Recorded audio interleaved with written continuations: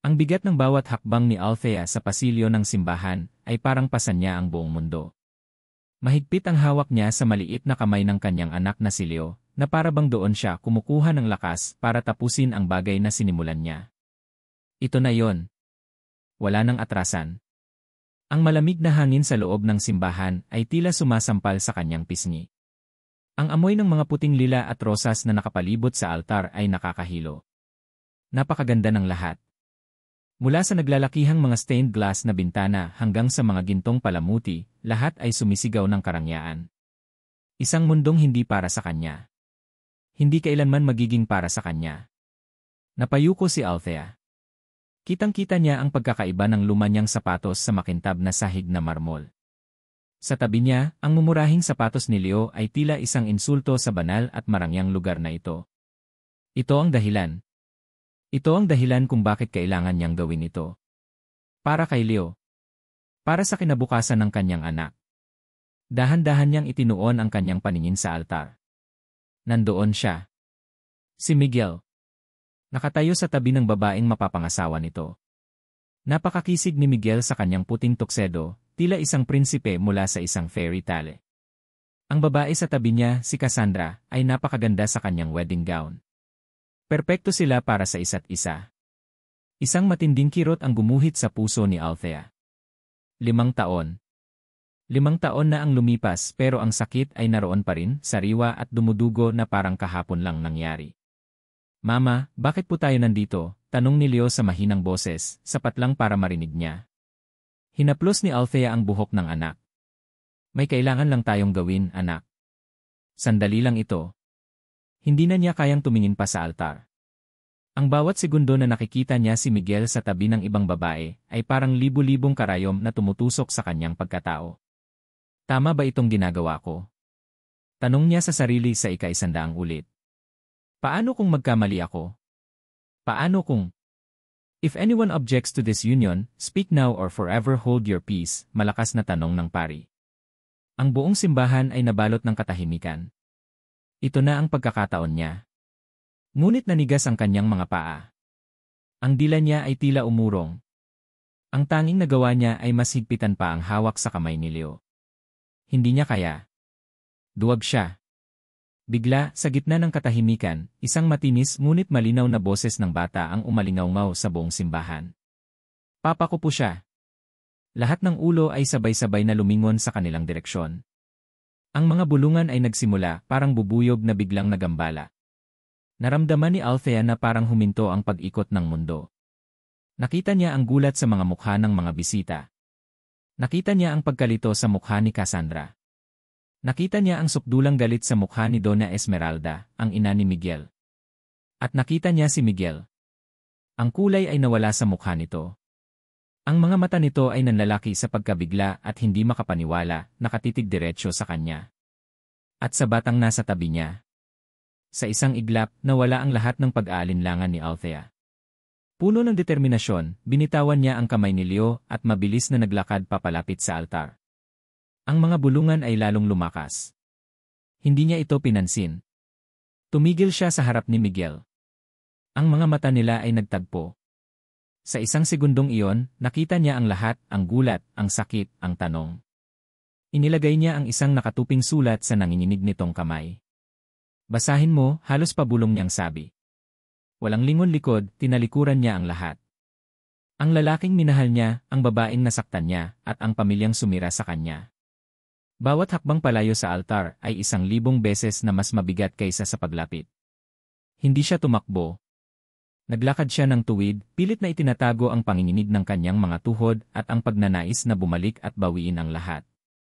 Naririnig niya ang mga bulungan na ngayon ay nagiging malinaw na usapan. Naririnig niya ang mga yabag na nagmamadali, marahil mga security guard na naguguluhan kung sino ang dapat habulin. Pero para sa kanya, ang tanging ingay na malinaw ay ang mabilis na pagtibok ng sarili niyang puso, isang tambol na nagbabadya ng katapusan. Nang marating niya ang kinatatayuan ng anak, mabilis niyang hinawakan ang kamay nito. Hindi niya magawang tignan si Leo sa mata dahil alam niyang sa isang sulyap lang ay bibigay siya. Sa isang tingin lang sa musmos na mukha nito, guguho ang lahat ng tibay na pilit niyang itinatayo. Mama ni. Mahinang tawag ni Leo, naguguluhan. Halika na, anak, sagot ni Althea, ang boses ay basag at nanginginig. Hila-hila niya ang bata palabas ng malalaking pinto ng simbahan. Ang sikat ng araw sa labas ay tila sumilaw sa kanya, isang malupit na paalala ng mundong kailangan niyang harapin ngayong mag-isa na lang ulit siya. Isang taxi ang nagkataong huminto sa kanyang harapan. Binuksan niya ang pinto para kay Leo. Sakay na, anak. Bago siya tuluyang pumasok, sa gitna ng papalakas na kaguluhan sa kanyang likuran, narinig niya ito. Isang sigaw na tumagos sa kanyang kaluluwa, isang tunog na pilit niyang kinalimutan sa loob ng 5 taon. Althea! Ang pangalan niya mula sa boses ni Miguel. Puno ng desperasyon. Puno ng sakit. Puno ng hindi maintindihang mga tanong. Para siyang napako sa kinatatayuan. Isang bahagi niya ay gustong lumingon, gustong tumakbo pabalik sa mga braso nito, at sabihing nagsisisi siya. Ngunit ang alaala ng 5 taon ng pag-iisa, ng hirap, ng mga luhang mag-isa niyang pinunasan, ay nagbigay sa kanya ng huling lakas. Pinikit niya ng mariin ang kanyang mga mata. Pumasok siya sa loob ng taxi at isinara ang pinto, kasabay ng pagputol sa lahat ng koneksyon niya sa buhay na yon. Ang tunog ng pagsara ng pinto ay parang hatol. Saan po tayo, ma'am? Tanong ng driver, walang kamalay-malay sa dramang naganap. Napasandal si Althea sa upuan at niyakap ang kanyang sarili. Isang butil ng luha ang sa wakas ay pumatak mula sa kanyang mata, sinundan ng isa pa at isa pa. Kahit saan, sir, sagot niya sa basag na tinig. Basta malayo dito. Nakatayo si Miguel sa gitna ng katahimikan, ngunit ang isip niya ay nagliliyab sa ingay. Ang sigaw ng bata ang mukha ni Althea ang bigat ng sulat sa kanyang kamay. Ang lahat ay umiikot, isang malagim na karusel ng mga tanong na walang sagot. 5 taon. 5 taon siyang naniwala sa isang kasinungalingan. 5 taon niyang sinubukang ibaon sa limot ang isang alaala na, sa isang iglap, ay bumalik para wasakin ang lahat ng itinayo niya. Napatingin siya sa labas ng bintana ng silid kung saan siya nag-iisa. Nagsisimula ng pumatak ang ulan. At kasabay ng bawat patak, bumabalik ang lahat. 5 taon na ang nakalipas. Isang gabi, malakas ang buhos ng ulan. Ang kulog ay yumayanig sa buong mansyon ng mga De Villa. Ngunit mas malakas pa sa kulog ang sigawan sa loob ng opisina ni Donna Esmeralda. Hindi ko maintindihan kung bakit kailangan mong questionin ang lahat ng desisyon ko para sa'yo, Miguel, galit na sabi ng kanyang ina. This is for your own good. This is for the company. For our family. Our family. Or your legacy, ma, sagot ni Miguel, pagod na sa paulit-ulit na usapan. Hindi na ako bata. May sarili akong pangarap. May gusto akong gawin sa buhay ko na hindi nakatali sa pangalan ng De Villa. Mga pangarap na walang patutunguhan, tumaas ang boses ni Donna Esmeralda. Habang ako ang humihina, susundin mo ang gusto ko. You will take over this company, and you will marry the woman choose for you. End of discussion. Tumalikod si Miguel. Walang saysay. Kailan may hindi siya nanalo sa kanyang ina. Lumabas siya ng opisina, dala ang bigat ng mundo sa kanyang mga balikat, at nagtuloy sa hardin sa likod bahay. Umupo siya sa isang basang upuan, hinahayaan ang ambon na mabasa ang kanyang buhok at damit. Ang lamig ay tila nakakatulong para manhidin ang sakit sa loob niya. Dito, sa ilalim ng madilim na langit, pakiramdam niya ay malaya siya kahit saglit. Ilang minuto siyang nakatulala nang may marinig siyang mahinang mga yabag. Sir Miguel. Napalingon siya. Nakatayo doon si Althea, may hawak na payong at isang tasa ng kape. Ang dalaga nilang kasambahay. Tahimik, masipag at halos hindi mo mapapansin. Pero sa gabing iyon, sa gitna ng kanyang kalungkutan, ang presensya nito ay tila isang kanlungan. Baka po giniginaw na kayo, sabi ni Althea, iniabot ang tasa. Nagtimpla po ako ng kape. Tinanggap ni Miguel ang tasa. Ang init nito ay gumapang sa kanyang mga palad. Salamat, Althea. Hindi ito umalis. Tahimik lang itong tumayo sa tabi niya, pinapayungan siya. Sa katahimikan nilang dalawa, mayroong isang bagay na komportable, isang pag-unawa na hindi kailangan ng salita. Pagod na ako, Althea, biglang sabi ni Miguel, hindi na napigilan ang sarili. Pagod na sa lahat ng ito. Lahat naman po tayo napapagod, sir, mahinang sagot ni Althea. Ang mahalaga, alam natin kung para saan tayo bumabangon ulit. Napatingin si Miguel sa kanya. Mayroong simple ngunit malalim na karunungan sa sinabi nito. Sa unang pagkakataon, nakita niya si Althea hindi bilang isang kasambahay, kundi bilang isang tao. At para saan ka bumabangon, Althea? Tanong niya. Ngumiti ito, isang matamis at mahiyain na ngiti. Para po sa pangarap kong magkaroon ng maliit na bakery balang araw. Para po sa nanay ko sa probinsya. Simple. Payak. Ngunit puno ng pag-asa. Biglang nahiya si Miguel sa sarili niya. Narito siya, mayaman, may lahat ng oportunidad, pero nagrereklamo. Samantalang si Althea, sa kabila ng simple nitong buhay, ay may malinaw na pangarap. Nagkwentuhan sila. Tungkol sa mga pangarap ni Althea na amoy bagong lutong tinapay. Tungkol sa mga pangarap ni Miguel na makapagtayo ng mga bahay para sa mga mahihirap, isang pangarap na palaging tinatawanan ng kanyang ina. Sa gabing iyon, sa ilalim ng ulan, naramdaman ni Miguel na may isang taong sa wakas ay nakinig sa kanya. Nakita siya. Lumakas ang ulan kaya't napilitan silang sumilong sa maliit na gazebo sa hardin. Ang kanilang mga balikat ay halos magkadikit na. Ang amoy ng basang lupa at ng kape ay naghahalo sa hangin. Ang mga mata nila ay nagtagpo sa isang mahabang sandali ng katahimikan. Walang nakakaalam kung sino ang unang gumalaw. Ang alam lang ni Miguel, sa isang iglap, ang distansya sa pagitan nila ay nawala. Ang kanyang mga labi ay nasa labi na nito. Hindi ito isang halik ng pagnanasa, kundi isang halik ng kalungkutan, ng pag-aasam, ng paghahanap ng koneksyon sa isang mundong pareho silang nalulunod. Dinala sila ng sandaling iyon sa loob ng bahay, sa kanyang silid. Ang bawat haplos at yakap ay puno ng emosyon na matagal na nilang kinikimkim. Ito ay isang pagtakas mula sa kanilang mga realidad, isang gabing sila lang ang nag-i-exist. Isang gabing hindi nila malilimutan. Kinaumagahan, unang nagising si Miguel. Ang sinag ng araw ay tumatama sa mukha niya. Gumaan ang kanyang pakiramdam, isang bagay na matagal na niyang hindi naramdaman. May pag-asa. Mayroong bagong simula. Lumingon siya sa kanyang tabi, handang batiin si Althea ng magandang umaga. Pero wala na ito. Ang tanging naiwan ay ang bahagyang lukot sa kabilang bahagi ng kama at ang mahinang amoy ng kanyang shampoo sa unan. Bumangon siya, isang ngiti na may bahid ng kaba ang nasa kanyang mga labi. Kailangan niyang makausap si Althea. Kailangan nilang ayusin ito. Mag-uusap tayo mamaya, Althea, bulong niya sa hangin, puno ng determinasyon. Aayusin natin to. Hindi niya alam na ang pangakong iyon ay hinding-hindi na niya matutupad. Lumipas ang mga araw na parang mga anino. Bawat umaga, sinusubukan ni Althea na iwasan ang mga mata ni Miguel. Ang bawat pagtatagpo nila sa pasilyo ng mansyon ay nag-iwan ng kuryenteng dumadaloy sa kanyang buong katawan, isang pinaghalong hiya, takot, at isang munting kilig na pilit niyang winawaksi. Alam niyang kailangan nilang mag-usap, ngunit hindi niya alam kung saan magsisimula. Ano ang sasabihin niya? Na ang gabing iyon ay isang pagkakamali. O na iyon ang pinakamagandang pagkakamali sa buong buhay niya.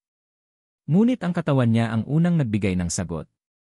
2 buwan matapos ang gabing iyon, nagsimula ang mga pagkahilo sa umaga. Ang paborito niyang amoy ng sinangag ay bigla na lang nagiging dahilan ng kanyang pagsusuka. Isang hapon, habang naglilinis ng banyo, napatitig siya sa kanyang refleksyon sa salamin. Maputla siya at tila may kakaibang pagbabago sa kanyang katawan. Isang malamig na takot ang gumapang sa kanyang sikmura, isang takot na mas matindi pa sa kulog. Gamit ang naipong sahod, bumili siya ng pregnancy test sa isang maliit na botika. Nanginginig ang mga kamay habang ginagawa niya ang bilin sa kahon. 2 minuto. Ang pinakamahabang 2 minuto ng kanyang buhay. At pagkatapos lumitaw ito. 20 linya. Malinaw. Hindi mapagkakaila. Buntis siya. Magiging ina siya. At si Miguel ang ama. Napaupo siya sa sahig ng banyong malamig, hawak ang puting stick na naglalaman ng kanyang kapalaran. Ang takot ay napalitan ng isang kakaibang pag-asa. Isang anak. Bunga ng pagmamahal o kahit na ng isang gabing puno ng damdamin. Paano niya sasabihin kay Miguel? Matutuwa kaya ito? Tatanggapin kaya siya? Tatanggapin kaya ang kanilang anak? Nagpasya siyang kailangan niyang maging matapang. Para sa batang nasa sinapupunan niya. Ngunit hindi si Miguel ang una niyang hinarap. Isang umaga, habang si Miguel ay nasa isang business trip sa Cebu, tinipon ni Althea ang lahat ng kanyang lakas. Kumatok siya sa pinto ng library, ang lugar kung saan laging nagkukulong ang reyna ng mansyon, si Donna Esmeralda. Pasok, isang malamig at may otoridad na boses ang sumagot. Pumasok si Althea, ang puso niya ay kumakabog na parang gustong kumawala sa kanyang dibdib. Nakaupo si Donna Esmeralda sa kanyang malaking silya na gawa sa mahogany, nakataas ang kilay habang tinitignan siya mula ulo hanggang paa. Anong kailangan mo? Nag-aksaya ka ng oras ko, mataray na sabi nito. Ma'am. Donna Esmeralda. Nanginginig ang boses ni Althea. May mahalaga po akong sasabihin. Ibinaba ng matanda ang kanyang salamin. Kung tungkol ito sa dagdag sahod, wala akong panahon. Napalunok si Althea. Hindi po, ma'am.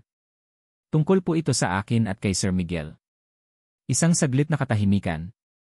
Ang mga mata ni Donna Esmeralda ay naningkit, tila isang ahas na handa ng manuklaw. Anong tungkol sa inyo ng anak ko? Bibuntis po ako. Ang mga salita ay lumabas na parang hangin. At si Sir Miguel po ang ama. Ang reaksyon ni Donna Esmeralda ay hindi galit. Ito ay mas masahol pa. Isang tawa. Isang mapanghusga at nakakainsultong tawa.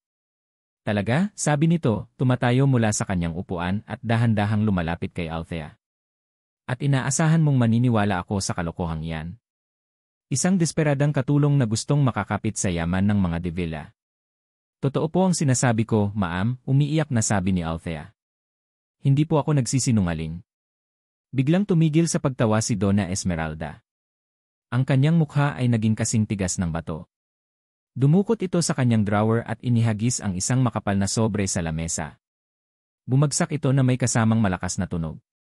Iyan, sabi niya, ang boses ay puno ng yelo. Iyan ang halaga ng pagkakamali ninyo. 100,000 piso. Kunin mo iyan, ipalaglag mo ang batang iyan, at lumayas ka sa pamamahay na ito na parang walang nangyari. Parang sinaksak si Althea. Hindi ko po kayang gawin yan. Anak ko po ito. Anak po namin ito ni Sir Miguel. Wala kang anak, sigaw ni Donna Esmeralda, ang ugat sa liig ay lumitaw. At lalong walang anak sa iyo ang anak ko. Isa kang ahas. Isang makating babae na inakit ang anak ko. Gusto ko lang po makausap si Sir Miguel, pagmamakaawa ni Althea, ang mga luha ay malayang dumadaloy sa kanyang pisngi. Please po, ma'am. Hayaan niyo lang po akong kausapin siya. Siya po ang magpapasya. Hindi mo siya makakausap, matigas na sagot ni Donna Esmeralda. Hinding-hindi. Ngayon, mamili ka. Kunin mo ang pera at umalis ng tahimik, o aalis ka nang wala ni isang kusing at sisiguraduhin kong kahit saang kanto ka ng Pilipinas magtago, hinding-hindi ka na makakahanap ng trabaho. Sisirain ko ang pangalan mo. Sisirain ko ang buhay mo. Tinitigan ni Althea ang pera sa lamesa, pagkatapos ay hinawakan niya ang kanyang tiyan. Ang instinct ng isang ina ang nanaig. Hindi niya kailangan ng pera. Ang kailangan niya ay ang ama ng kanyang anak. Hindi ko po kailangan ng pera niyo, matatag niyang sabi, sa kabila ng takot. Ang gusto ko lang ay ang karapatan ng anak ko. Ang mukha ni Donna Esmeralda ay nagdilim. Guard, sigaw nito. 2 security guard ang mabilis na pumasok. Palabasin niyo ang babaeng iyan, utos nito. At siguraduhin niyong hindi na siya makakatapak pa ulit sa pamamahay na ito. Walang nagawa si Althea nang kalagkarin siya ng mga guard. Nagpumiglas siya, sumigaw siya, nagmakaawa. Ma'am, parang awa niyo na. Hayaan niyo akong makausap si Miguel. Pero ang tanging sagot na nakuha niya ay ang pagsara ng malaking pinto sa kanyang likuran. Itinulak siya palabas ng gate. Nadapa siya sa kalsada, ang alikabok at graba ay sumugat sa kanyang mga palad. Umiyak siya ng umiyak, ang kamay ay nakahawak sa kanyang tiyan, nag-iisa at walang pag-asa. Sa loob ng mansyon, dinampot ni Donna Esmeralda ang kanyang cellphone. Dinial niya ang numero ni Miguel sa Cebu. Nang sumagot ito, ang kanyang boses ay naging malumanay, puno ng peking pag-aalala. Miguel, anak? May masama akong balita. Bakit po, ma? May nangyari ba? Huminga ng malalim si Donna Esmeralda, ang pinakamagaling na aktres sa mundo. It's Althea. Umalis na siya. She took the money, a large amount of money from LA safe. She said she never wanted to see you again. I'm so sorry, anak. Niloko ka lang niya. Sa kabilang linya, isang nakakabinging katahimikan ang sumunod. Isang katahimikan na naglaman ng simula ng isang 5 taong kasinungalingan. Matapos siyang itapon sa labas ng gate ng mansyon, si Althea ay parang isang basag na manika sa gilid ng kalsada. Walang direksyon. Walang pera. Walang pag-asa. Ang tanging yaman niya ay ang buhay na nagsisimulang umusbong sa kanyang sinapupunan. Sa una, naisip niyang umuwi sa probinsya. Ngunit paano niya haharapin ang kanyang ina? Anong sasabihin niya? Na nabuntis siya ng anak ng kanyang amo at pagkatapos ay pinalayas na parang aso. Hindi niya kayang dalhin ang kahihiyang iyon sa kanyang pamilya. Kaya't nagpasya siya. Dito sa magulong syudad, kung saan walang nakakakilala sa kanya, dito niya haharapin ang kanyang kapalaran. Mag-isa. Ang 5 taon na sumunod ay isang mahabang montage ng hirap at pagsisikap. Ang unang eksena ay sa isang masikip at maingay na ward ng isang pampublikong ospital. Ang sakit ng panganganak ay halos magpabaliw sa kanya, ngunit walang kamay na humahawak sa kanya, walang boses na nagsasabing, kaya mo yan. Siya lang at ang kanyang mga sigaw. Ngunit nang sa wakas ay marinig niya ang unang iyak ng kanyang anak at mailagay ito sa kanyang dibdib, ang lahat ng sakit ay naglaho. Napalitan ito ng isang pag-ibig na napakalaki, napakalinis at napakatindi. Habang niyayakap niya ang kanyang munting anghel, umiyak siya, hindi dahil sa sakit, kundi dahil sa purong kaligayahan at matinding kalungkutan. Pinangalanan niya itong Leo. Ang kanyang leon. Ang kanyang lakas. Ang sumunod na mga eksena ay ang kanyang pakikipaglaban sa buhay. Naging waitress siya sa isang karinderya, ang kanyang mga braso ay laging nangangamoy mantika, at ang kanyang mga paa ay manhid sa pagod sa pagtatapos ng araw. Pagkatapos, naging salesledi siya sa isang department store, buong araw na nagtutupi ng mga damit na hindi niya kayang bilhin, habang pilit na ngumingiti sa mga customer. Ang sahod ay sapat lang para sa upa sa isang maliit na kwarto at sa gatas ni Leo. Ang kanilang tirahan ay isang maliit na kwarto sa isang masukal na eskinita sa Quezon City. Siksikan, mainit, ngunit para kay Althea, ito ang kanilang palasyo. Dito, ang pagod mula sa maghapong trabaho ay napapalitan ng galak sa tuwing sasalubungin siya ng mga yakap at halik ng kanyang anak.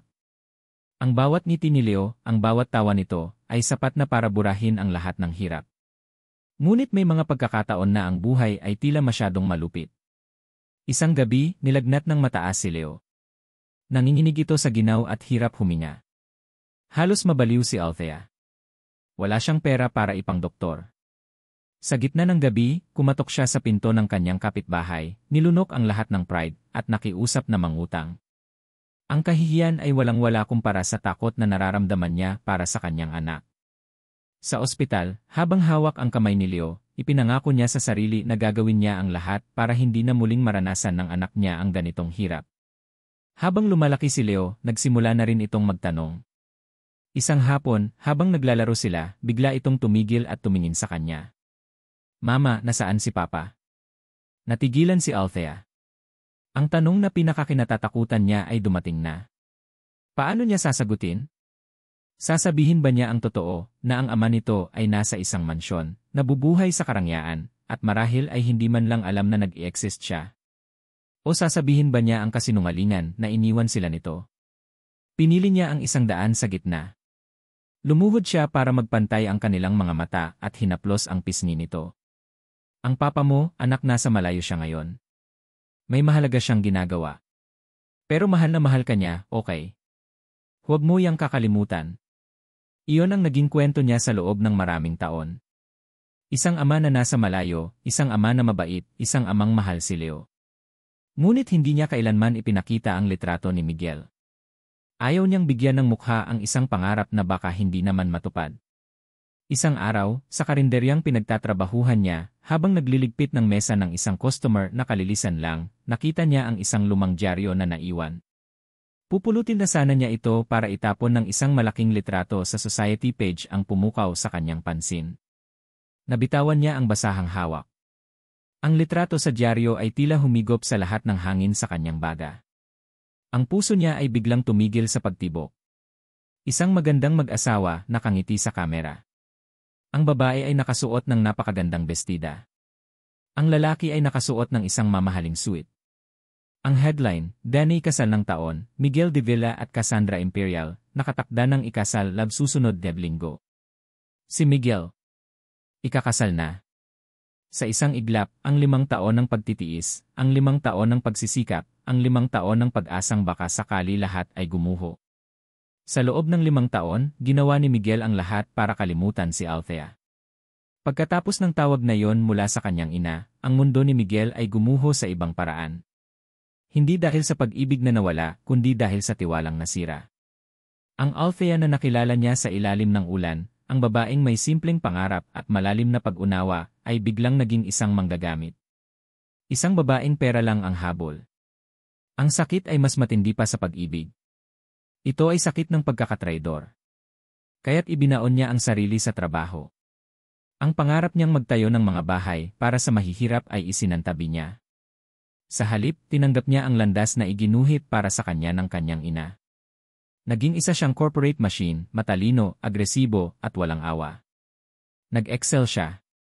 Isang malaking deal sa real estate ang matagumpay niyang isinara, na nagdala ng bilyon-bilyong kita para sa De Villa Corporation. Ipinagmalaki siya ng kanyang ina. Pinuri siya ng business community. Pero sa tuwing umuwi siya sa malaki at tahimik niyang penthouse, ang tagumpay ay may lasang abo. Tinitignan niya ang kanyang sarili sa salamin, suot ang mamahaling suit, may mamahaling relos, ngunit ang nakikita niya ay isang estranghero. Walang bakas ng binatang nangarap sa ilalim ng ulan. Sa isang business event, ipinakilala sa kanya ng kanyang ina si Cassandra Imperial. Siya ang nag-iisang anak ng isa pang makapangyarihang pamilya, isang perpektong kapareha para sa isang De Villa. Si Cassandra ay hindi lang maganda, matalino rin siya, may sariling business empire na pinapatakbo, at may pagkaunawa sa mundong ginagalawan ni Miguel. Ang kanilang unang date ay hindi sa isang romantic na restaurant, kundi sa isang boardroom. Pinag-usapan nila ang market trends, ang stock market, at ang mga posibleng merger ng kanilang mga kumpanya. Praktikal. Lohikal. Walang drama. Sa isang tahimik na sandali, habang umiinom sila ng kape, tinanong siya ni Cassandra. "You seem sad, Miguel. Even when you're closing a big deal, your eyes look distant." Nagulat si Miguel. Walang sinuman, kahit ang ina niya, ang nakapansin noon. "I'm just tired, Cassie. Lots of pressure from the company." Ngumiti si Cassandra, isang ngiting may bahid ng pag-unawa. "I know the feeling. The pressure to be perfect, to carry the family name. It's a heavy crown to wear." Sa sandaling iyon, nakaramdam si Miguel ng koneksyon. Hindi ang uri ng koneksyon na naramdaman niya kay Althea, iyon ay parang kidlat, biglaan at mapanganib. Ang koneksyon niya kay Cassandra ay parang isang tahimik na ilog, kalmado, predictable, at ligtas. Siya ang babaeng perpekto para sa kanya. Iyon ang sabi ng kanyang ina. Iyon ang sabi ng lipunan. Iyon ang sabi ng kanyang isip. "Si Cassandra ang nararapat para sa iyo, para sa pamilya natin," sabi ni Donna Esmeralda isang gabi habang naghahapunan sila. "The merger of De Villa Corporation and Imperial Holdings will be the biggest in the country. It will secure our legacy for generations to come. It's time to propose, Miguel." Hindi na tumutol si Miguel. Ang binatang rebelde sa kanya ay matagal nang namatay. Isang gabi, dinala niya si Cassandra sa isang mamahaling restaurant. Lumuhod siya at inalok ang isang diamanteng singsing. Tinanggap ito ni Cassandra na may ngiti. Lahat ay perpekto. Lahat ay ayon sa plano. Ngunit habang isinusuot niya ang singsing sa daliri nito, ang mga mata ni Miguel ay malayo. Nakita niya hindi ang kinang ng diamante, kundi ang alaala ng isang tasang kape sa ilalim ng ulan. May mga gabi, kapag hindi siya makatulog, tatayo siya sa tabi ng bintana ng kanyang penthouse at tatanawin ang syudad na kumikinang sa ibaba. Ang isip niya ay lumilipad pabalik sa nakaraan. Pinipilit niyang isipin na niloko lang siya ni Althea. Na pera lang ang habol nito. Ngunit sa pinakatago-tagong sulok ng kanyang puso, may isang maliit na boses na bumubulong, paano kung hindi? Isang kasinungalingan ba ang lahat? Ang hiya sa mga mata nito. Ang tamis ng kanyang ngiti. Ang paraan ng pagbigkas nito sa kanyang pangalan. Iwinawaksi niya ang mga tanong. 5 taon na. Dapat na siyang mag-move on. Ngayon, bisperas na ng kanyang kasal. Ang pinakamalaking araw ng kanyang buhay. Nakaupo siya sa kanyang bar, umiinom ng mamahaling alak, mag-isa. Ang kanyang cellphone ay puno ng mga pagbati mula sa mga kaibigan at kasosyo sa negosyo. Ngunit pakiramdam niya ay mas nag-iisa siya kaysa dati. Tumingin siya sa labas ng bintana. Ang mga ilaw ng syudad ay parang mga bituin na hindi niya maabot. At sa gitna ng katahimikan ng gabi, isang pangalan ang hindi niya napigilang ibulong sa hangin, isang pangalan na sinubukan niyang kalimutan sa loob ng 5 taon. Althea. Ang dyaryo ay nanatiling nakabukas sa ibabaw ng maliit na lamesa sa kanilang kwarto. Sa loob ng 1 linggo, iyon ang unang bagay na nakikita ni Althea pagkagising at ang huling bagay na tinititigan niya bago matulog. Ang nakangiting mukha ni Miguel at ng kanyang mapapangasawa ay parang isang multo na bumabagabag sa kanya. Hindi siya makakain. Hindi siya makatulog. Ang dating sigla niya sa trabaho ay biglang nawala. Ang tanging nagpapatuloy sa kanya ay ang pangangailangang ngumiti at maging normal sa harap ni Leo. Isang gabi, habang natutulog na ang kanyang anak, umupo si Althea sa sahig at tahimik na umiyak. Ang mga luhang pinigilan niya sa loob ng 5 taon ay sa wakas ay bumuhos na parang sirang gripo. Umiyak siya para sa sarili niya, para sa dalagang minsan ay nangarap. Umiyak siya para kay Miguel, para sa lalaking minahal niya na ngayon ay magpapakasal na sa iba. At higit sa lahat, umiyak siya para kay Leo, para sa batang walang kasalanan na nadamay sa kanilang kwento. Ano na ang gagawin ko ngayon? Tanong niya sa sarili. Habang buhay na lang ba kaming magtatago?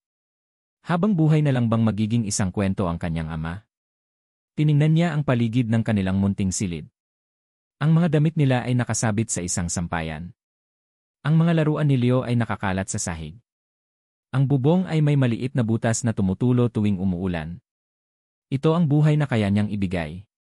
Isang buhay na puno ng pagmamahal, ngunit kulang na kulang sa mga bagay na nararapat para sa isang bata. Kumpara sa buhay na naghihintay para sa mga magiging anak ni Miguel at Cassandra, mga mamahaling laruan, magagandang eskwelahan, isang kinabukasang garantisado. Isang imahe ang biglang pumasok sa isip niya, si Leo na nakasuot ng malinis na uniforme, bumababa sa isang magandang kotse sa harap ng isang pribadong paaralan. Si Leo na may sariling kwarto, puno ng mga libro at laruan. Si Leo na may amang nagtuturo sa kanya kung paano magbisikleta. Isang matinding kirot ang sumaksak sa kanyang puso. Ang mga pangarap na iyon ay hindi niya kayang ibigay. Pero si Miguel kaya niya. Kinabukasan, habang naglalaro si Leo, napansin ni Althea ang ginuguhit nito. Isang stick figure na pamilya. May mama. May anak. At sa tabi nito may isang espasyo. Isang blankong espasyo. Tinitigan ito ni Leo pagkatapos ay tumingin sa kanya. Mama, di ba po sabi mo babalik si Papa? Tanong nito, ang boses ay puno ng inosenteng pag-asa. Kailan po siya babalik? Sa sandaling iyon, gumuho ang mundo ni Althea. Ang bawat kasinungalingan na sinabi niya para protektahan ang puso ng kanyang anak ay biglang naging isang bigating tanikala. Ang pag-asang ibinibigay niya ay isa lang palang lason. Hindi na. Tama na. Nang gabing iyon, matapos niyang patulugin si Leo, kumuha si Althea ng papel at ballpen. Nanginginig ang kamay, sinimulan niyang isulat ang liham na matagal nang nabubuo sa kanyang isip. Miguel, kung nababasa mo ito, marahil ay galit ka o naguguluhan. O baka pareho. Pasensya na kung ito ang paraan na pinili ko para malaman mo ang lahat. 5 taon na ang nakalipas mula noong gabing iyon. Para sa'yo, baka isa lang iyong pagkakamali. Para sa akin, iyon ang gabing nagbago ng lahat. Dahil sa gabing iyon, nabuo ang pinakamagandang regalo na natanggap ko sa buong buhay ko. May anak tayo, Miguel. Ang pangalan niya ay Leo. Siya ang batang kasama ko ngayon. Siya ang dahilan kung bakit ako lumalaban araw-araw. Alam kong marami kang tanong. Bakit ngayon lang? Bakit hindi ako nagpakita noon? Ang totoo, sinubukan ko. Kinausap ko ang iyong ina. Ngunit pinalayas niya ako. Sinabi niyang wala akong karapatan sa iyo o sa magiging anak natin. Naniwala ako sa kanya. Natakot ako. Ngayon, nalaman kong ikakasal ka na. Hindi ako nagsisisi sa mga naging desisyon ko, pero nagsisisi ako para kay Leo. Nararapat sa kanya ang isang buong pamilya. Nararapat sa kanya ang isang ama. Nararapat sa kanya ang buhay na hinding-hindi ko kayang ibigay. Kaya't ginagawa ko ito. Ang pinakamasakit na desisyon sa buhay ko. Ibinabalik ko sa iyo ang anak natin. Alagaan mo siya, Miguel. Mahalin mo siya tulad ng pagmamahal ko sa kanya. Ibigay mo sa kanya ang lahat ng bagay na ipinagkait ko. Ito na lang ang tanging paraan para makabawi ako sa kanya. Huwag mo na akong hanapin. Kalimutan mo na ako. Ang mahalaga ay si Leo. Maging ama ka sa kanya. Nagmamahal at nagpapaalam. Althea. Tinitigan niya ang natutulog na mukha ni Leo, ang mahahabang pilik mata nito na bahagyang nanginginig, ang mga labi nitong bahagyang nakaawang. Ang bawat detalye ng mukha ng kanyang anak ay nakaukit sa kanyang puso. Lumuhod siya sa tabi ng kama at hinaplos ang malambot nitong buhok. Ang mga luha ay muling dumaloy sa kanyang mga pisngi, ngunit ngayon, ang mga ito ay mga luhang tahimik, mga luha ng pamamaalam. Anak, bulong niya, ang boses ay halos hindi marinig. Patawarin mo si Mama. Patawarin mo ako kung hindi ako naging sapat. Inilapit niya ang kanyang mukha sa mukha ng bata at dinama ang hininga nito. Ang amoy ng gatas at pagkabata. Ang amoy na hinding-hindi niya malilimutan. Niyakap niya ito ng mahigpit, ngunit maingat para hindi ito magising. Gagawin ni Mama ang lahat para sa'yo, paulit-ulit niyang bulong, na parang isang dasal. Kahit gaano kasakit. Lahat para sa'yo. Kinabukasan, araw ng kasal ni Miguel. Ginising niya si Leo ng maaga. Inilabas niya ang pinakamagandang damit nito, isang maliit na polo shirt at shorts na binili niya mula sa kanyang huling sahod. Isang damit na inilaan niya para sa sanay kaarawan nito. Mama, saan po tayo pupunta? Ang aga pa po, tanong ni Leo habang kinukusot ang mga mata. Ngumiti si Althea, isang ngiting hindi umabot sa kanyang mga mata. May pupuntahan tayo, Leo. Lumuhod siya sa harap ng kanyang anak at hinawakan ang maliliit nitong balikat. Tinitigan niya ito ng diretsyo sa mga mata, sinisigurong ang huling mga salita niya ay mananatili dito. Makikilala mo na ang papa mo. Ang mga mata ni Leo ay biglang nagningning. Ang pag-aantok ay napalitan ng purong pananabik at tuwa. Talaga po, Mama? Ngayon na po. Tumango si Althea, pilit na nilulunok ang bukol sa kanyang lalamunan. Anak. Ngayon na. Hinawakan niya ang kamay ni Leo. Ang init ng palad ng kanyang anak ay ang tanging bagay na nagpapanatili sa kanya na huwag bumagsak. Lumabas sila ng kanilang munting kwarto, isinara ang pinto sa likuran nila, isinara ang pinto sa nag-iisang buhay na alam nilang dalawa. Habang naglalakad sila papunta sa sakayan ng jeep, ang bawat hakbang ay parang isang paglalakbay patungo sa bitayan. Ngunit sa tuwing titignan niya ang masayang mukha ni Leo, ang batang excited na makita ang kanyang ama, alam ni Althea na wala ng atrasan. Ito ang kanyang huling desisyon. Ang kanyang pinakamalaking sakripisyo. Ang bigat ng tuksedo na suot ni Miguel ay hindi maikukumpara sa bigat na nararamdaman niya sa kanyang dibdib. Habang tinitignan niya ang kanyang sarili sa malaking salamin, isang estranghero ang nakatingin pabalik. Isang lalaking perpektong inayos, ang buhok ay makintab, ang damit ay walang gusot, ang sapatos ay nagniningning. Siya si Miguel de Villa, ang tagapagmana. Ang perpektong produkto. Pero sa likod ng mga matang iyon, mayroong isang malaking espasyo. Isang kawalan.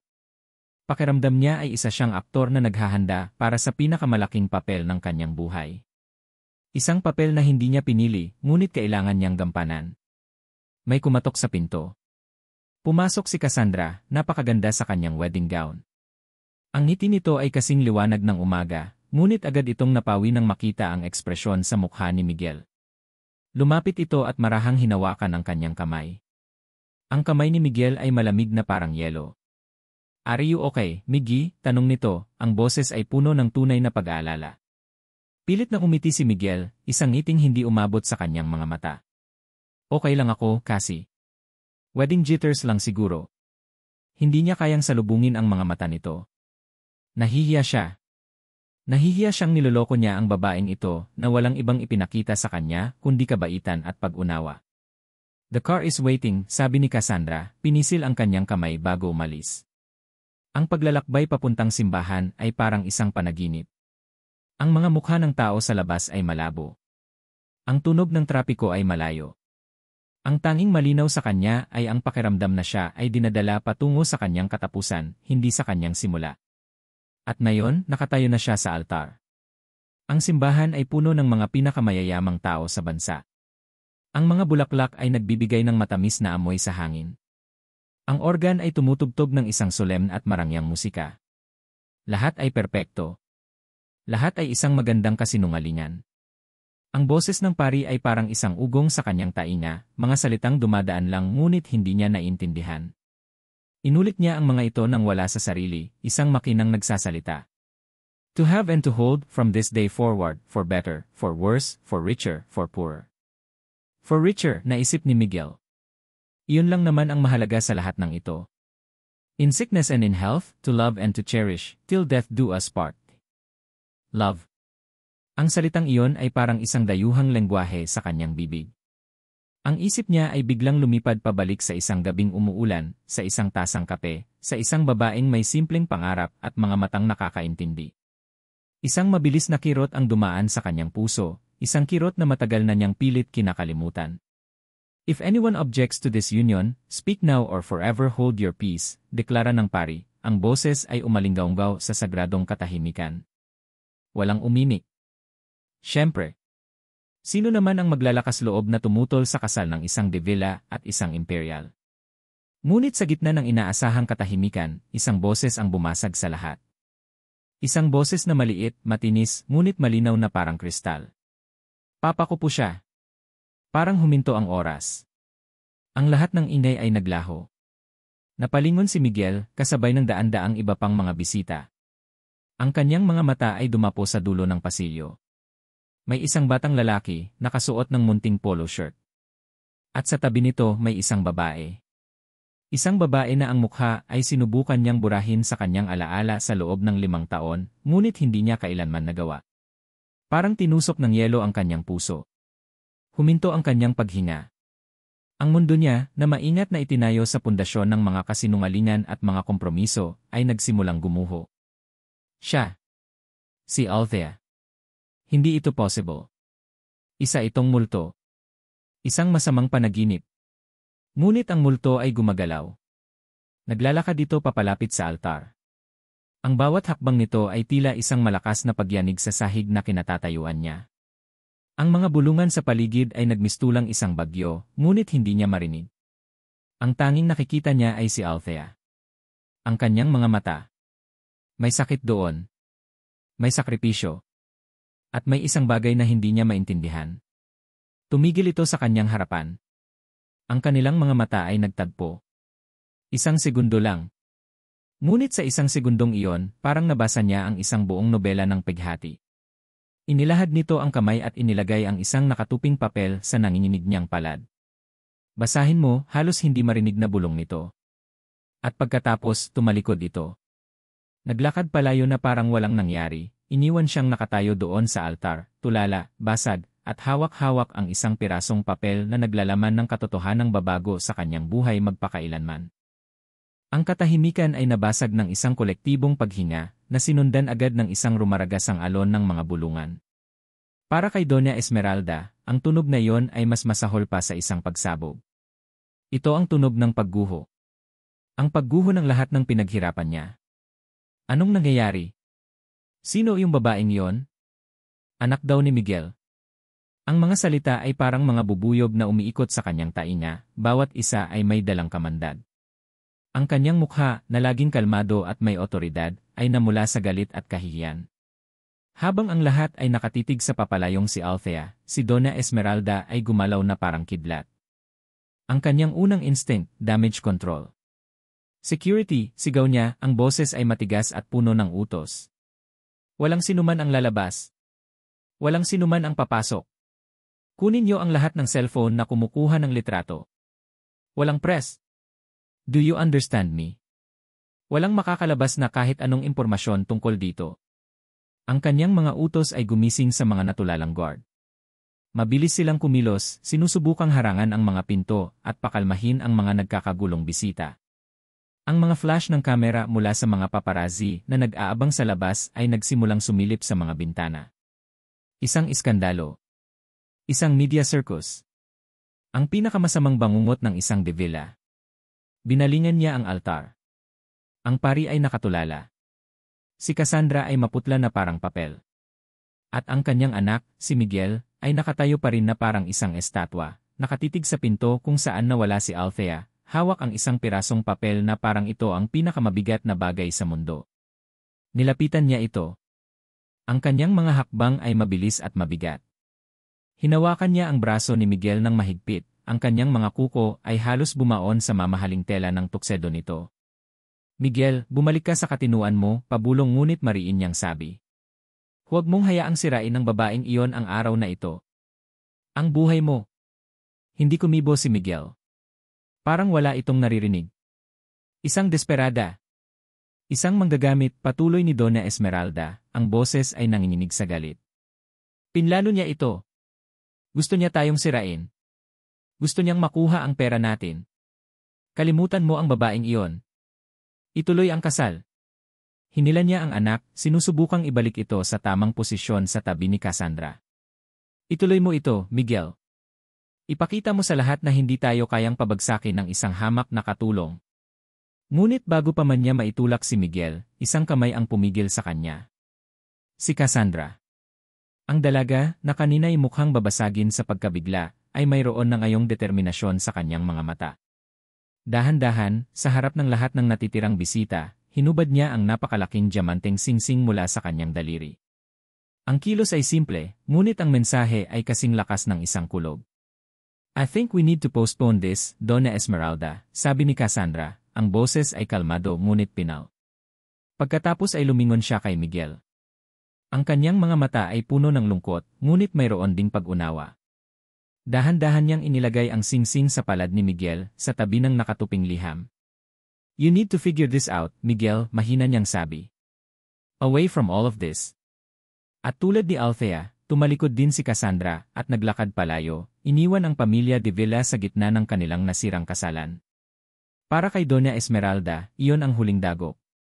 Ang kahihiyan ay kumpleto na. Ang perpektong plano niya ay naging abo. Ang lahat ng kanyang galit ay muling bumaling kay Miguel, na ngayon ay dahan-dahang binubuksan ang sulat na iniwan ni Althea.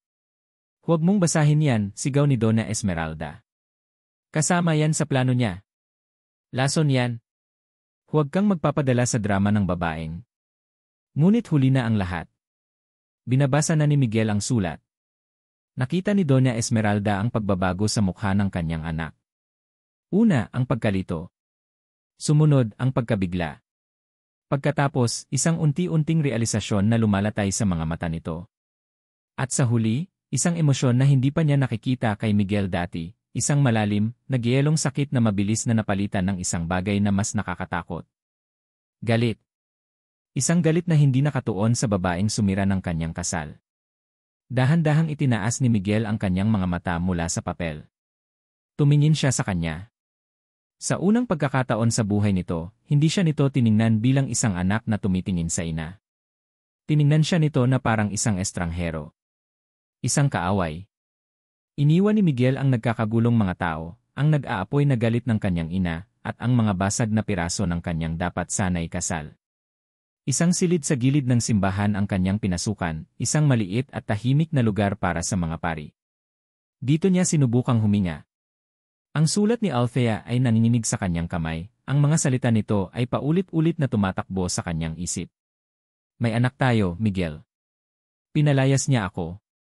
Ang buong 5 taon ng kanyang buhay ay isang malaking kasinungalingan. Isang kasinungalingan na isinubo sa kanya ng sarili niyang ina.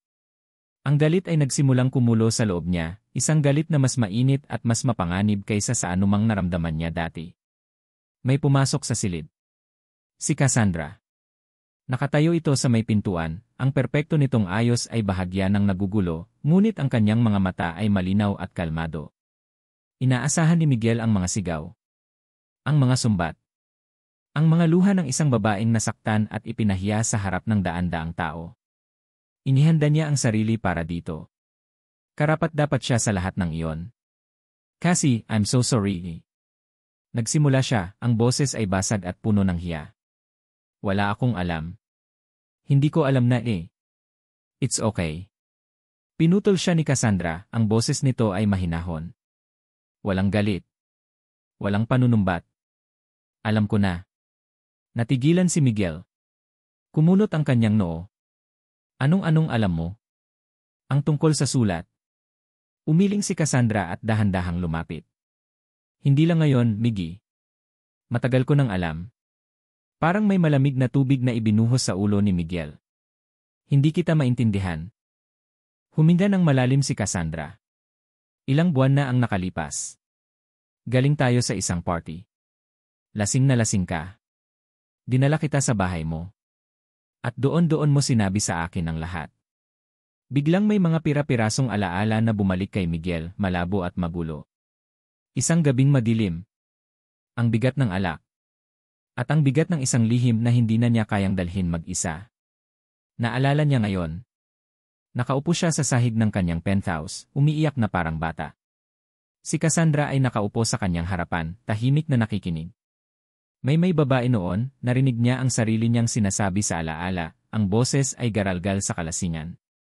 Mahal ko yata siya, kasi pero iniwan niya ako, sabi ni Mama. Kumuha siya ng pera pero hindi ko alam kung maniniwala ako. At pagkatapos ay ang pinakamasakit na parte, ang bahaging pilit niyang ibinabaon sa pinakamalalim na bahagi ng kanyang isip. At baka may anak ako, kasi baka may anak ako. Bumalik si Miguel sa kasalukuyan, ang kanyang mga mata ay nanlalaki sa pagkabigla. Nakatingin siya kay Cassandra na parang ngayon lang niya ito nakita. Bakit hindi ka nagsalita? Tanong niya, halos hindi makapaniwala. Bakit pumayag ka pa ring magpakasal sa akin? Isang malungkot na ngiti ang sumilay sa mga labi ni Cassandra. At sa unang pagkakataon, nakita ni Miguel ang tunay na kalungkutan sa mga mata nito. Dahil may lihim din ako, Miguel, mahina niyang pag-amin. Isang bagay na hindi ko pa nasasabi kahit kanino. Kahit sa mga magulang ko. Tinitigan niya ito ng diretsyo sa mata. Hindi ako pwedeng magkaanak, Miguel. Ang kanyang kalmado. Ang kanyang pagtanggap. When you told me about your possible son, patuloy ni Cassandra, ang boses ay bahagyang nanginginig sa unang pagkakataon, hindi ako natakot o nagalit. Instead, I saw a chance. Isang pagkakataon para sa ating dalawa. Anong pagkakataon? Henry Plan, sabi ni Cassandra, ang kanyang mga mata ay nagsusumamo na maintindihan siya. Leray plan was to be your wife. To give our families the merger they wanted. And then, together, in private, we would find him. We would find your son. Napatanga si Miguel. Ang utak niya ay hindi maproseso ang kanyang naririnig. We would give him a family, Miggy, sabi ni Cassandra, isang butil ng luha ang sa wakas ay pumatak mula sa kanyang mata. I can't be a biological mother, but I know I can be a good one. I was going to love him as my own. We were supposed to be a family. Tayong tatlo. Gumuho ang mundo ni Miguel, hindi dahil sa isang pagsabog, kundi dahil sa isang tahimik at nakakawasak na katotohanan. Ang babaeng inakala niyang niloloko niya ay may mas malaki at mas dalisay na puso kaysa sa kanya. Ang babaeng inakala niyang kasangkapan lang sa isang business deal ay handang tanggapin at mahalin ang anak niya sa ibang babae. Ang babaeng sinaktan niya ngayon ay ang tanging taong nagplano na buuin siya. At si Althea ang kanyang dramatikong pagdating ay hindi isang atake. Ito ay isang desperadong kilos ng isang ina na sumusuko na, ibinibigay ang kanyang anak sa inaakala niyang isang buong pamilya. Hindi niya alam na sinisira niya ang isang plano na ginawa para mismo sa ikabubuti ng batang iyon. Lahat sila ay biktima. Biktima ng mga pangyayari, ng mga maling akala, at ng isang malupit na kasinungalingan. Napaupo si Miguel sa isang upuan, ang kanyang mga siko ay nakapatong sa kanyang mga tuhod, ang kanyang ulo ay nasa kanyang mga kamay. Ang bigat ng lahat ng ito ay dumagan sa kanya. Hindi lang niya sinaktan si Althea. Hindi lang niya pinabayaan ang kanyang anak. Sinaktan at trinaidor din niya ang isang babaeng handang ibigay ang lahat para sa kanya. Itinaas niya ang kanyang ulo at tumingin kay Cassandra, ang kanyang mga mata ay puno ng isang emosyon na higit pa sa pagsisisi. Ito ay kahihiyan. Isang malalim at nakakainis na kahihiyan sa sarili. Kasi patawarin mo ako, sabi niya, ang boses ay basag. Umiling si Cassandra at pinunasan ang kanyang luha. Hindi ako ang kailangan mong hingan ng tawad, Miguel. At hindi rin siya. Tumingin si Miguel sa kanyang mga kamay, sa singsing na ibinalik ni Cassandra, at sa sulat na naglalaman ng katotohanan. At pagkatapos ay tumingin siya sa direksyon ng pinto, kung saan naghihintay ang nag-iisang tao na may kagagawa ng lahat ng ito. Ang kanyang ina. Isang bagong determinasyon ang nabuo sa loob niya. Ang binatang sunod-sunuran ay namatay na sa simbahan kanina. Ang lalaking nakaupo dito ngayon ay ibang-iba na. Alam na niya kung ano ang kailangan niyang gawin. Ang biyahe mula sa simbahan pabalik sa mansyon ng mga De Villa ay ang pinakamahaba at pinakatahimik na biyahe sa buhay ni Miguel. Ang mamahaling kotse ay humahagibis sa kalsada, ngunit para sa kanya, ang lahat ay gumagalaw sa slow motion. Ang mundo sa labas ng bintana ay isang malabong tanawin ng mga kulay at hugis. Hindi siya galit sa paraang sumisigaw. Ang galit niya ay malamig. Isang piraso ng yelo na dahan-dahang nabubuo sa kanyang dibdib, nagyelo sa bawat ugat, pinapatigas ang bawat kalamnan. Ang kanyang mga kamay ay mahigpit na nakahawak sa manibela, ang mga buko ng daliri ay puting-puti. Ang imahe ni Althea na tumatalikod ang pagkalito sa mga mata ni Leo ang nasaktang pag-unawa sa mukha ni Cassandra at ang kasinungalingan sa mga mata ng kanyang ina. Lahat ay umiikot sa kanyang isip, isang lason na sa wakas ay natagpuan na ang lunas. Ang katotohanan. Ipinark niya ang kotse sa harap ng mansyon. Hindi na siya ang lalaking umalis dito kaninang umaga. Ang lalaking iyon ay sunod-sunuran, pagod, at handang isuko ang sarili para sa kapakanan ng pamilya. Ang lalaking bumalik ngayon ay basag na, ngunit sa mga bitak na iyon, isang bagong Miguel ang nabubuo, isang amang naghahanap ng anak, isang lalaking naghahanap ng katarungan. Pumasok siya sa malaking pinto. Tahimik ang buong bahay, isang katahimikang mas nakakabingi kaysa sa kabuluhan sa simbahan kanina. Alam niya kung saan pupunta. Sa pugad ng ahas. Sa library. Nadatnan niya ang kanyang ina doon, nakatayo malapit sa bintana, nakatalikod sa pinto. Ang postura nito ay matigas pa rin at puno ng otoridad, ngunit may isang bagay sa paraan ng pagtayo nito na nagsasabing naghihintay ito. Naghahanda para sa isang laban. Hindi siya nagsalita. Dahan-dahan siyang lumapit sa malaking mahogany desk sa gitna ng silid. Mula sa kanyang bulsa, kinuha niya ang gusot na liham ni Althea. Maingat niya itong inilatag sa makintab na ibabaw ng lamesa. Ang puting papel ay tila isang bandila ng pagsuko o marahil isang deklarasyon ng digmaan.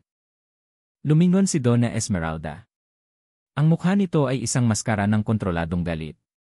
Ipagtatanggol mo pa rin ba ang babaeng iyon pagkatapos ng ginawa niyang kahihiyan sa atin? Tinitigan siya ni Miguel, ang kanyang mga mata ay walang emosyon. Walang bakas ng anak na minsay natakot sa kanya. Hindi ako nandito para ipagtanggol siya.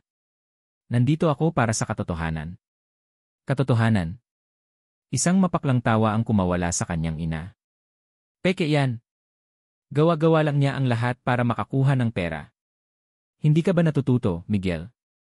Ginamit ka lang niya noon at ginagamit ka ulit niya ngayon. Hinayaan lang ni Miguel na matapos ito.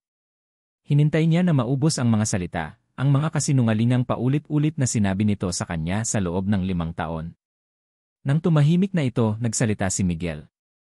Ang kanyang boses ay kalmado. Hindi ito pasigaw, ngunit ang bawat salita ay may bigat na parang bato. May anak ako, Mama. Natigilan si Donna Esmeralda. Ang pangalan niya ay Leo, patuloy ni Miguel. 5 taon na siya. At sa loob ng 5 taon, ipinagkait niyo sa akin ang karapatang makilala siya. Ipinagkait niyo sa kanya ang karapatang magkaroon ng ama. Hindi totoo yan, giit ng kanyang ina, ang boses ay nagsisimula ng manginig. Paano mo nalaman? Baka hindi mo naman anak yan. Dahil sinabi niya sa akin ang totoo, sagot ni Miguel, tumutukoy sa liham. At kayo, ano ang sinabi niyo sa akin? Nakumuha siya ng pera at tumakas. Naniloko niya ako. Iyon ba ang katotohanan, Mama?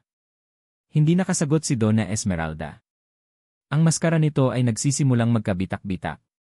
Tinanong ko si Manang Faye kanina bago ako umuwi, dagdag pa ni Miguel, ang boses ay lalong lumamig. Ang matandang kasambahay na mas matagal pa sa mansyon na ito kaysa sa inyo. Naalala niya ang araw na iyon. Naalala niya kung paano niyo pinalaya si Althea na walang dala ni isang kusing. Naalala niya ang pag-iyak at pagmamakaawa niya. Lumapit si Miguel, ang bawat hakbang ay tila nagpapayanig sa sahig ng silid. Hindi lang kayo nagsinungaling, Mama. Nagnakaw kayo. Ninakaw niyo ang 5 taon ng buhay ko kasama ang anak ko. Ginawa ko lang yon para protektahan ka, sa wakas ay sigaw ni Donna Esmeralda, ang kontrol ay tuluyan ng nawala. Para protektahan ang pangalan ng pamilya natin. Ang isang iskandalo ay sisira sa lahat ng itinayo natin. Ang pamilya. Napangisi si Miguel, isang ngising walang bahid ng saya. No, Mama. Ang peke ay hindi ang liham na ito. Ang peke ay ang buhay na pinilit mong ipamuhay sa akin. Ang pamilyang ito na puro pangalan at pera lang ang mahalaga. Tapos na po. Ang salitang tsipo ay lumabas na may kasamang sarkasmo at pinalidad. Iyon ang huling pagkakataon na gagamitin niya ito. Tumalikod si Miguel at naglakad patungo sa pinto. Saan ka pupunta? Sigaw ng kanyang ina, ang boses ay puno na ngayon ng takot. Miguel, bumalik ka dito. Huminto si Miguel sa may pinto, ngunit hindi siya lumingon. Hahanapin ko ang anak ko, sabi niya. At kapag nahanap ko siya, hindi na ako babalik. Kapag umalis ka sa pamamahay na ito, wala ka nang babalikan, banta ni Donna Esmeralda. Wala kang mamanahin. Itatakwil kita. Sa wakas, lumingon si Miguel. Mayroong awa sa kanyang mga mata, awa para sa isang babaeng mas mahal pa ang yaman kaysa sa sariling anak at apo. Matagal na po ninyo akong itinakwil, mama, sabi niya. Ngayon ko lang nalaman. At tuluyan na siyang lumabas, isinasara ang pinto hindi lang sa library, kundi sa buong buhay na kinalakihan niya. Iniwan niya ang kanyang ina na nakatayo sa gitna ng karangyaan, nag-iisa at talunan. Ang katahimikan sa loob ng kanilang munting kwarto ay mas mabigat kaysa sa ingay ng jeep na kanilang sinakyan pauwi. Pagkatapos ng eksena sa simbahan, hinila ni Althea si Leo palayo, ang isip ay blanko, ang puso ay wasak. Ngayon, ang adrenaline ay nawala na, at ang natira ay isang malalim at nakakalamig na takot. Alam niya kung gaano kapangyarihan si Donna Esmeralda. Hindi ito papayag na matapos ang lahat ng ganito. Hahanapin sila nito. At kapag nahanap sila, hindi niya alam kung ano ang kaya nitong gawin. Kailangan nilang umalis. Ngayon na. Nagmamadali niyang inilabas ang kanilang luma, at nag-iisang bag sinimulan niyang isalansan ang ilang damit nila ni Leo. Ang kanyang mga kamay ay nanginginig. Mama, aalis po ba tayo ulit? Tanong ni Leo, ang boses ay maliit at malungkot, ang kaninang tuwa sa mukha nito ay napalitan ng pagkalito. Hindi po ba natin hihintayin si Papa? Ang tanong na iyon ay parang isang punyal na sumaksak sa puso ni Althea. Napahinto siya sa kanyang ginagawa at napayuko. Paano niya ipapaliwanag sa isang 5 taong gulang na bata ang gulo na nilikha niya? Paano niya sasabihing ang papa nito ay hindi na nila maaaring makasama? Anak, Nagsimula siya, ngunit walang salitang lumabas. Biglang may kumatok sa kanilang manipis na pinto. Hindi ito malakas, ngunit sa katahimikan ng kanilang silid, ito ay umalingaw-ngaw na parang isang putok ng baril. Nanigas si Althea. Napuno ng takot ang kanyang mga mata. Sila na yan. Ang mga tao ni Donna Esmeralda. Mama, sino po yan? Tanong ni Leo. Sabi ni Althea, inilagay ang kanyang daliri sa labi, at dahan-dahang lumapit sa pinto. Pinakinggan niya.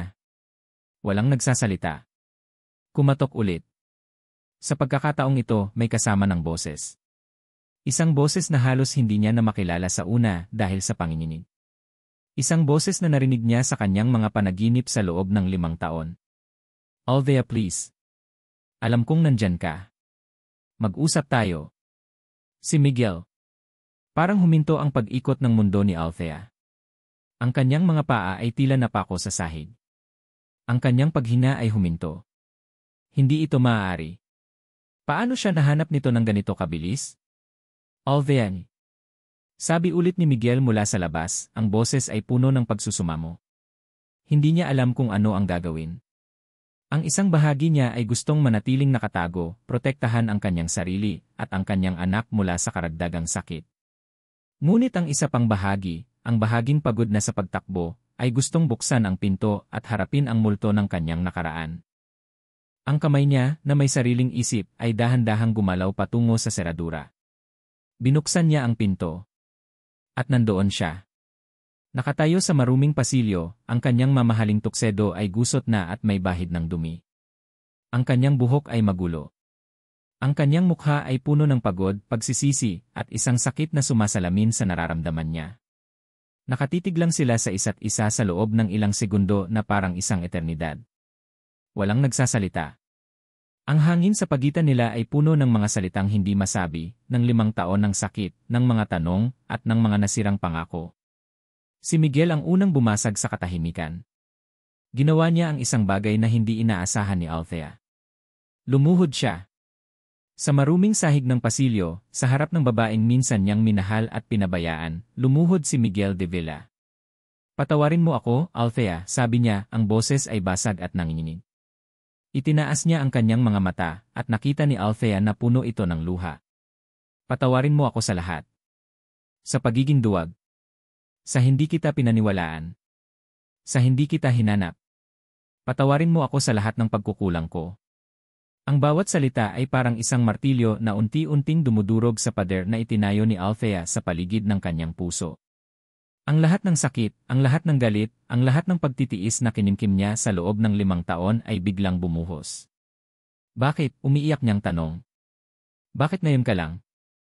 Alam mo ba kung gaano kahirap? Alam mo ba kung ilang gabi akong umiyak dahil mag-isa ako? Bakit ngayon lang, Miguel?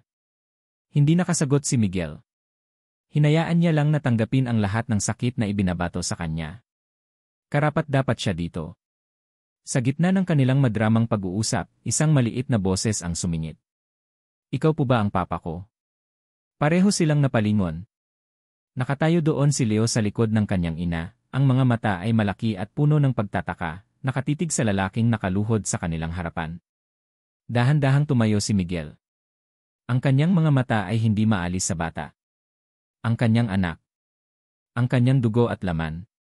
Nakikita niya ang sarili niya sa mga mata nito, sa hugis ng ilong nito. Totoo siya.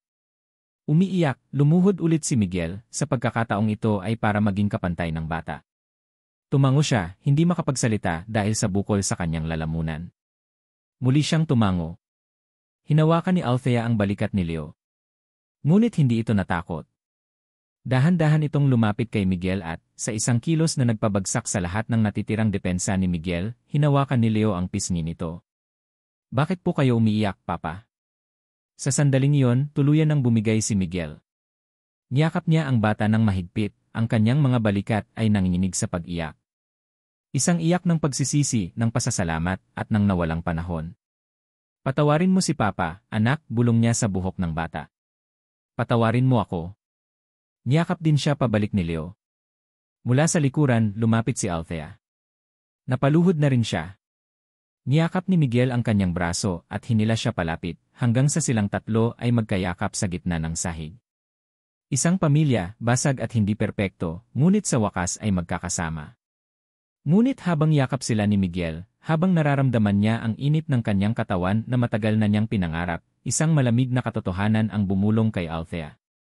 Hindi na ganoon kadali, Miguel, mahina niyang sabi, sapat lang para marinig nito. Marami nang nagbago. Lumipas ang ilang buwan. Ang tag-ulan ay napalitan ng hanging amihan, ngunit ang pinakamalaking pagbabago ay hindi sa panahon, kundi sa buhay ng 3 taong pinagbuklod ng isang pagkakamali at pinaghiwalay ng isang kasinungalingan. Miguel. Hindi na sa isang penthouse sa Makati nakatira si Miguel. Ang kanyang tahanan ngayon ay isang simpleng apartment sa Quezon City, malapit sa tinitirhan nina Althea at Leo. Ipinagpalit niya ang kanyang mamahaling European sports car sa isang second-hand na Japanese sedan. Ginamit niya ang sarili niyang ipon, ang perang hindi galing sa yaman ng mga De Villa, para magsimula ulit. Isang hapon, nasa sahig siya ng apartment, nakikipagbuno sa isang kalaban na mas mahirap talunin kaysa sa sinumang corporate rival, isang diaper. Sandali lang, champion, sandali lang, natatarantang sabi ni Miguel habang pilit na inaayos ang tape. Bakit ayaw dumikit nito? Papa, paano ba to? Si Leo, na nakahiga at nakataas ang 2 paa, ay tumawa lang ng malakas. Para sa bata, ito ang pinakamagandang laro sa mundo. Para kay Miguel, ito ang pinakamahirap na trabaho sa mundo, ngunit ito rin ang pinakamasaya. Ang bawat tawa ni Leo ay mas mahalaga kaysa sa kahit anong bilyong pisong deal. Mula sa may kusina, narinig ni Althea ang halakhak ng kanyang anak. Sumilip siya at nakita ang eksena sa sala, ang dating CEO ng De Villa Corporation, na minsay nagpapatakbo ng isang imperyo, ay talunan sa isang maliit na diaper. Isang ngiti ang unti-unting sumilay sa kanyang mga labi. Isang tunay, walang halong pag-aalala ng ngiti. Ang unang ngiti na ibinigay niya para kay Miguel sa loob ng napakatagal na panahon. Althea. Hindi pa rin sila nakatira sa iisang bubong. Hindi pa rin sila opisyal na mag-asawa. Alam ni Althea na ang tiwala, parang isang babasaging klorera, ay hindi basta-basta na ibabalik sa dati kapag nabasag. Kailangan itong buuin ulit, piraso-piraso, nang may pag-iingat at pasensya. At si Miguel ay nagpapakita ng pasensya. Hindi niya ito minamadali. Hindi niya ito pinipilit. Sa halip, ipinapakita niya ang kanyang pagbabago sa gawa. Araw-araw, pagkatapos ng kanyang bagong trabaho sa isang maliit na construction firm, dumidiretso siya kina Althea. Hindi para suyuin siya, kundi para maging ama kay Leo. Isang Sabado ng hapon, dinala sila ni Miguel sa parke. Tulad ng isang normal na pamilya, itinulak ni Miguel si Leo sa duyan. Si Althea naman ay nakaupo sa isang bench, pinapanood sila. Ang tunog ng tawanan ni Leo habang lumilipad sa hangin, kasabay ng malakas na tawa ni Miguel, ay musika sa kanyang pandinig. Bumili sila ng maruming ice cream at naupo sa damuhan, ang chocolate ay kumalat sa mga mukha nilang tatlo. Sa sandaling iyon, sa ilalim ng puno, habang pinupunasan ni Miguel ang bibig ni Leo, naramdaman ni Althea na ang pader sa kanyang puso ay unti-unti nang natutunaw. Cassandra.